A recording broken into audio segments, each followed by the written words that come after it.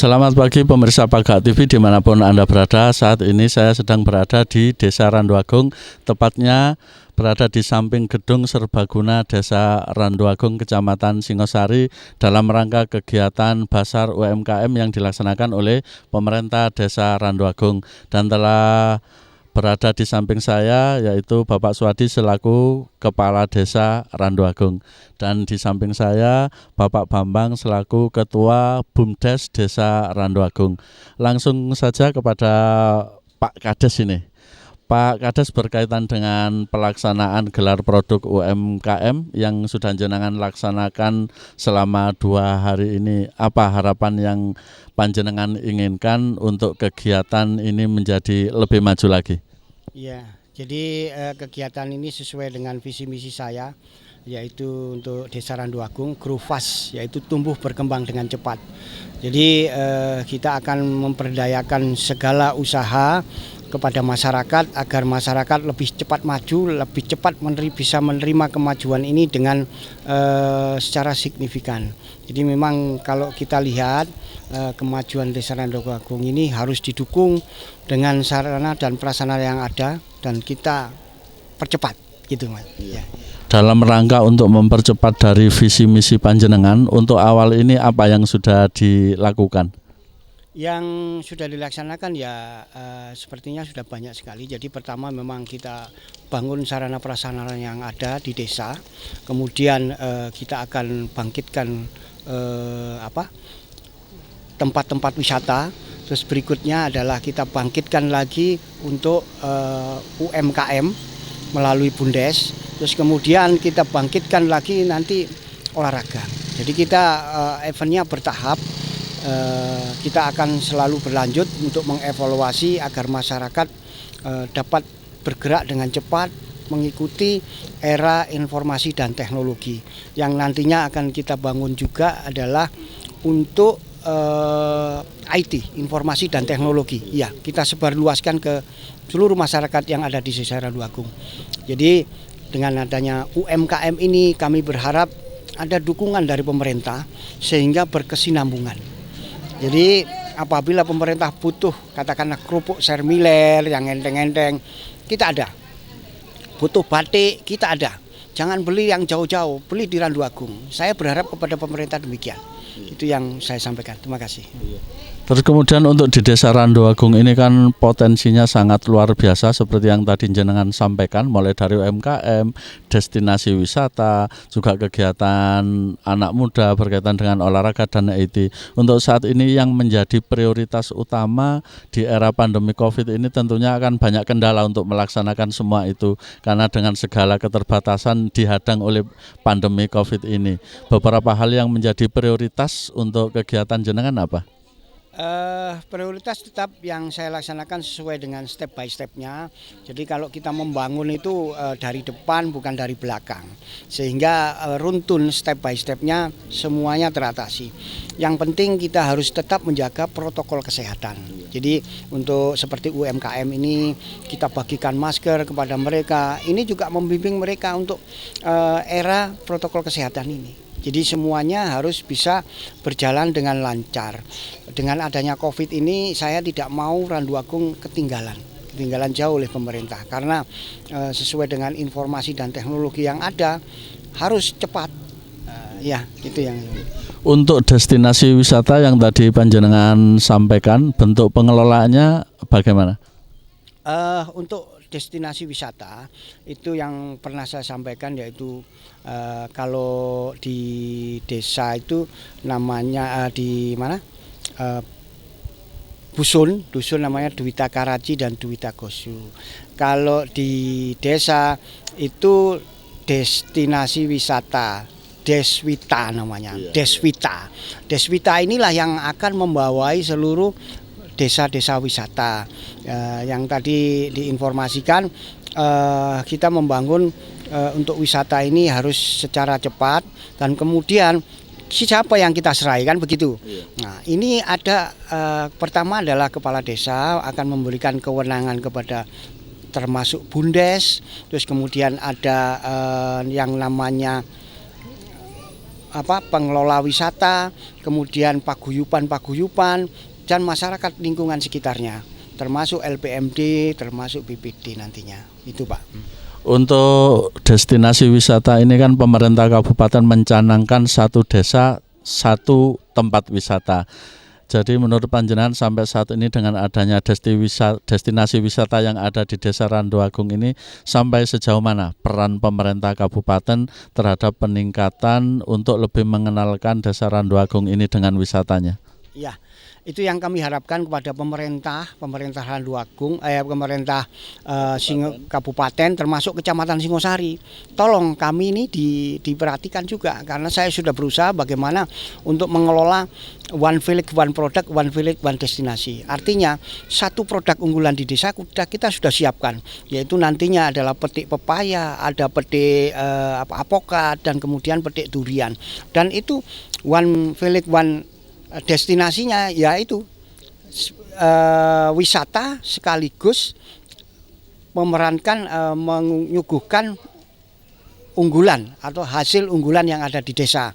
Nah, ini saya berharap sekali lagi, monggo pemerintah, kita sudah siap, saya sudah lari, monggo saya didukung, karena ada beberapa hal yang memang selama ini belum diperhatikan sama sekali. Namun demikian, kalau datang pemerintah dari kabupaten itu ya datang saja, tetapi tidak memberikan masukan-masukan yang bisa mempercepat untuk perkembangan dan pertumbuhan desa wisata kami. Ya. Apakah selama ini mungkin berkaitan dengan wisata dalam rangka untuk mendukung dan meningkatkan itu sudah menjalin hubungan dengan misalnya Dinas Pariwisata yang ada di Kabupaten Malang, Pak? Ya, untuk Dinas Pariwisata belum, tapi kita sudah melaksanakan hubungan dengan Dinas PMD ya, pemerintah desa itu yang ada di kabupaten. Harapan saya semuanya dengan adanya Pakak TV ini, mereka bisa melihat ini yang sudah saya lakukan. Tolong kita disupport, ya itu saja. Juga kepada mungkin Bapak Menteri juga, kalau yang melihat ya monggo silakan.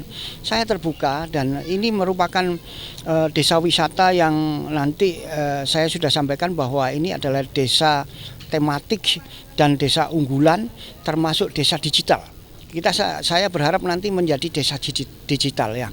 Ya, semuanya terprogram dan semuanya beruntun sesuai dengan step by step. Artinya kalau jualan ya seperti ini, kemudian bisa lewat internet dan sebagainya.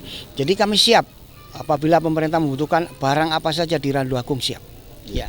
Termasuk salah satu yang bisa menjadi produk unggulan di sini adalah batik, yang saya melihat tadi sangat luar biasa sekali, dan itu mungkin bisa dijadikan sebagai ikonnya Randuagung juga untuk memperkenalkan kepada masyarakat halayak di Kabupaten Malang ini, sehingga batik menjadi booming di Desa Randuagung. Mungkin harapan jenengan, support jenengan untuk batik ini seperti apa?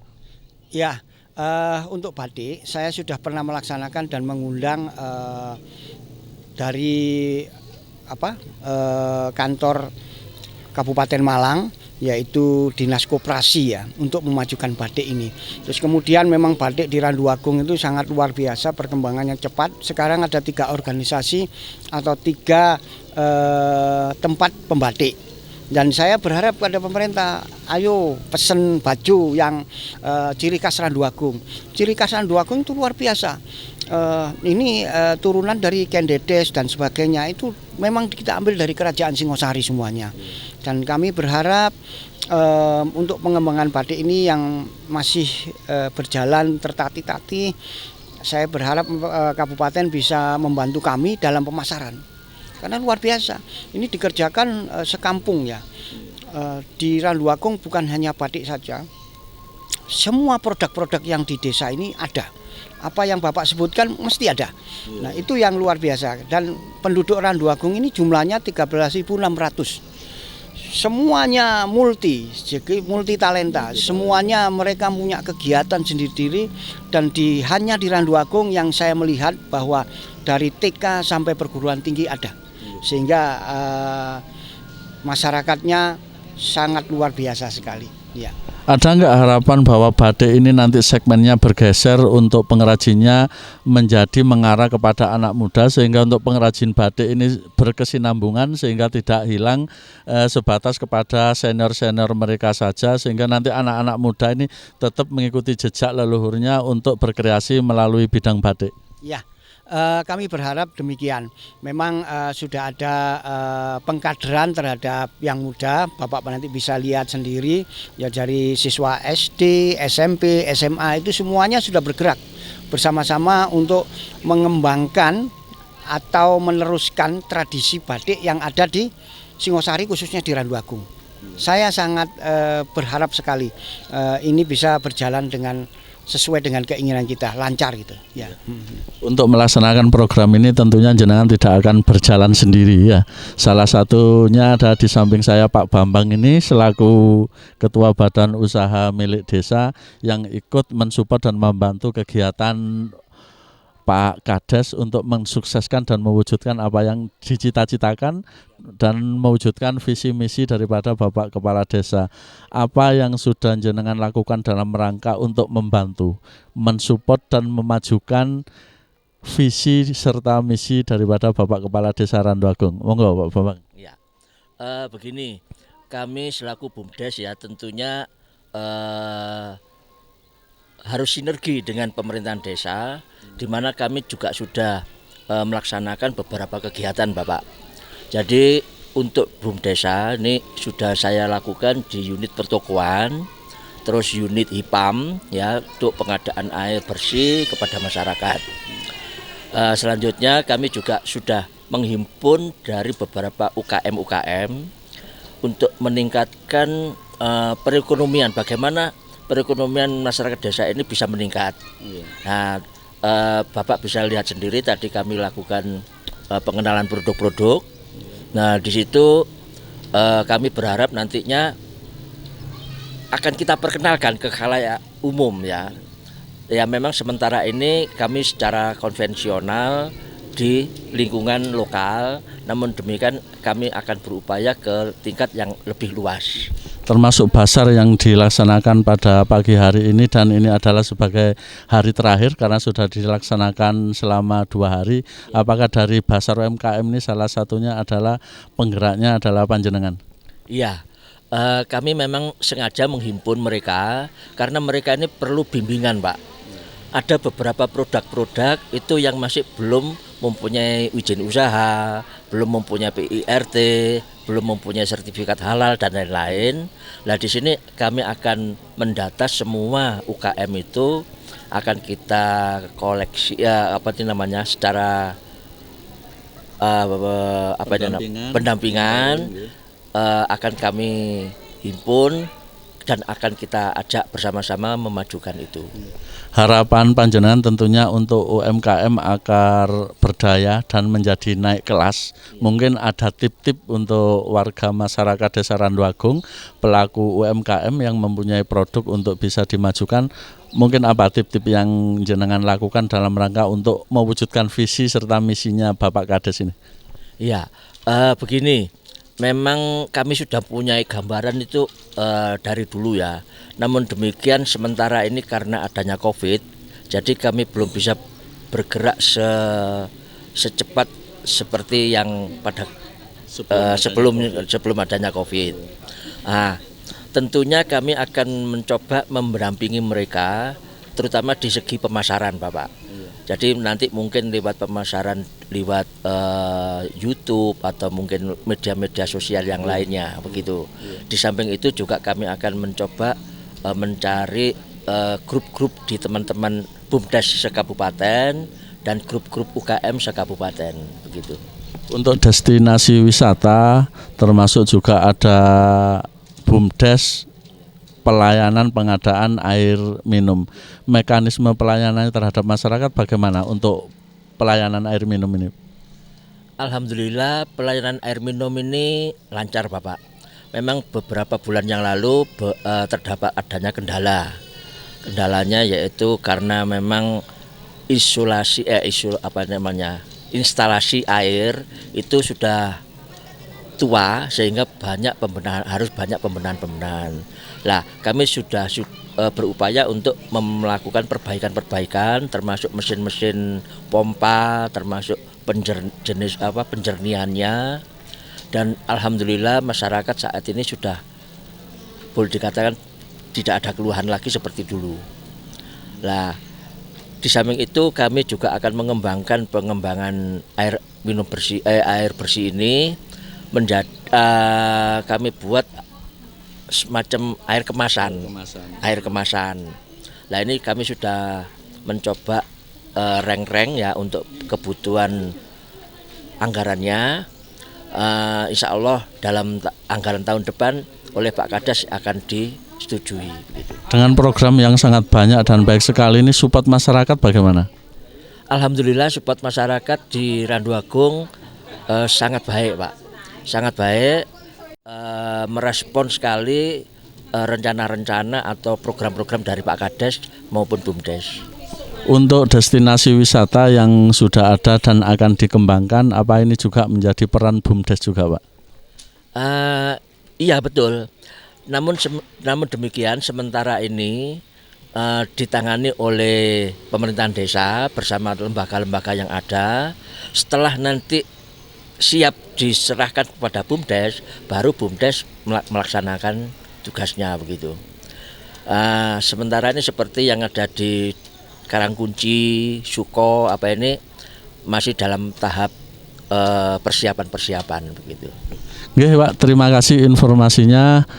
Nggih, mungkin dari Pak Kades berkaitan dengan pelaksanaan pembangunan yang ada di Desa Randu Agung, beberapa hal tentang pembangunan fisik, Pak, yang ada di Desa Randu Agung ini sudah berjalan berapa persen dalam rangka pembangunan fisik?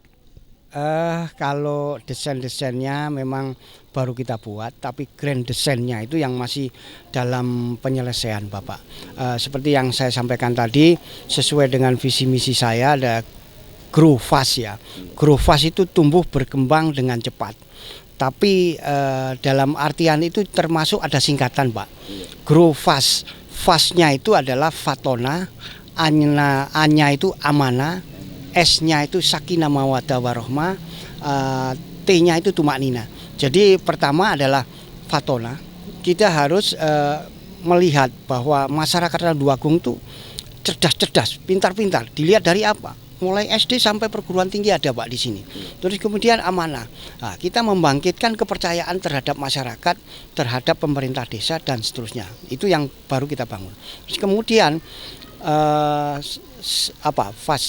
S-nya ya, S itu sakinah mawaddah warahmah, itu kasih sayang dan cinta kasih. Kalau sudah kita laksanakan kasih sayang, cinta kasih sesama penduduk, sesama masyarakat, otomatis yang terakhir tumaknina kita akan mendapatkan ketenangan. Itu yang harapan saya, mungkin dari para kiai, para sesepuh, ini sepuh pasti mengerti arti ini yang saya sampaikan tadi. Jadi tujuannya adalah nanti terakhir kita membutuhkan ketenangan. Kami mohon kepada masyarakat bahwa ini adalah pekerjaan yang harus kita selesaikan. Dan ini memerlukan pengabdian yang luhur. Kemudian juga perlu kita ikhlas melaksanakan ini. Istilahnya ini sebagai ibadah lah. Ya. Setidaknya sebagai kepala desa bukan hanya sebagai kepala tapi juga sebagai seorang individu yang harus mengayomi karena mempunyai banyak anak. Pertanyaan yang sangat standar, Pak, di era pandemi Covid ini, mungkin dana DD, ADD itu banyak teralokasikan kepada kegiatan yang terdampak pada pandemi Covid sehingga untuk pembangunan fisik itu akhirnya menjadi terkendala. Untuk di Desa Randu Agung sendiri seperti apa pelaksanaannya? Ya, perlu saya sampaikan bahwa untuk dana desa itu tetap dari dulu ya segitu, 1,8 itu dari dulu, sebelum era saya juga begitu. Namun kita bisa menyesuaikan sesuai dengan apa yang kita butuhkan. Itu yang pertama. Yang kedua, untuk masa pandemi Covid ini dana desa itu diserap seluruhnya untuk keperluan desa. Kemarin sudah kita bagikan sekitar 300 juta lebih untuk 149 orang. warga Desa Randuagung, yaitu 30% dari dana DD. Kemudian ya dana desa. Kemudian kita serahkan lagi sekitar 30% lagi untuk 149 orang, tetapi diberikan sebanyak 300 untuk selama 3 bulan. Nah, nanti yang terakhir masih ada sisa memang dana DD ini dihabiskan untuk pembelian, rencananya untuk pembelian masker. Kan akan kita bagikan seluruh masyarakat Randuagung yang berjumlah 13.600 jiwa. Dan ini kita menunggu petunjuk dari kecamatan dan bupati. Nah, saya tidak bisa melaksanakan tanpa petunjuk ini. Saya malah menyalahi aturan ya. Mudah-mudahan semua ini bisa berjalan dengan lancar.